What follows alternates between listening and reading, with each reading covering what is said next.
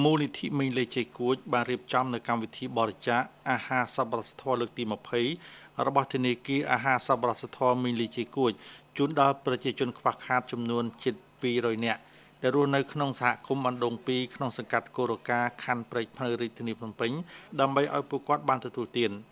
លោកតុចគង់អនុប្រធានភូមិបានឲ្យដឹងថានៅក្នុងសហគមន៍គាត់មានប្រជាជនចំនួន150គ្រួសារដែលពួកគេភាគច្រើនប្រកបមុខរបរជាកម្មករសំណង់រកចំណូលបានប្រមាណជា25,000រៀលក្នុងមួយថ្ងៃ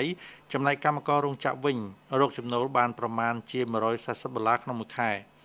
លោកបន្តថាកុមារក្នុងសហគមន៍នេះភាគច្រើនទទួលបានការអប់រំនៅអង្គការក្តីសង្ឃឹមដែលអង្គការផ្ដល់នៅសេវាកម្មអប់រំដល់កុមារចាប់ពីថ្នាក់ទី1ដល់ថ្នាក់ទី5ដោយឥតគិតថ្លៃនិងអាចទៅបន្តការសិក្សាបន្ថែមនៅឯសាលារដ្ឋបានលោកយាយជុំសឹមបានរៀបរាប់ពីជីវិតតស៊ូក្នុងការចិញ្ចឹមបីបាច់ថែរក្សាកូនចំនួន5នាក់និងមិនត្រឹមតែប៉ុណ្ណោះបច្ចុប្បន្នលោកយាយថែមទាំងជួយមើលថែចៅរហូតដល់ទៅ8នាក់ទៀតព្រោះឪពុកម្ដាយក្មេងរវល់ការងារខាងក្រៅលោកយាយបានបន្ថែមទៀតថាសប្តាហ៍ថ្ងៃកូនរកចំណូលបានមួយថ្ងៃសម្រាប់តែមួយថ្ងៃគ្មានប្រាក់សេសសល់ទុកសម្រាប់ចំណាយពេលមានអាសន្នម្ដងនោះទេម្ល៉េះហើយ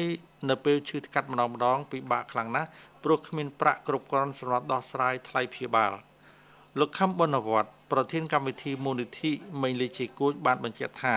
មូលនិធិមេលេជ័យគួចតែងតែយកចិត្តទុកដាក់ក៏ដូចជាជួយចែករំលែកនៅគ្រឿងឧបភោគបរិភោគ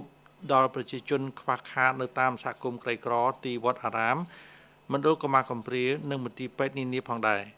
លោកបន្តទៀតថាកម្មវិធីបរិច្ចាគអាហារសប្បុរសធម៌លើកនេះមិនអាចប្រព្រឹត្តទៅបានឡើយប្រសិនបើគ្មានការចូលរួមឧបត្ថម្ភពីលោកគួចផលនិងក្រុមគ្រួសារដែលលោកបច្ចុប្បន្នកំពុងរស់នៅឯសហរដ្ឋអាមេរិក។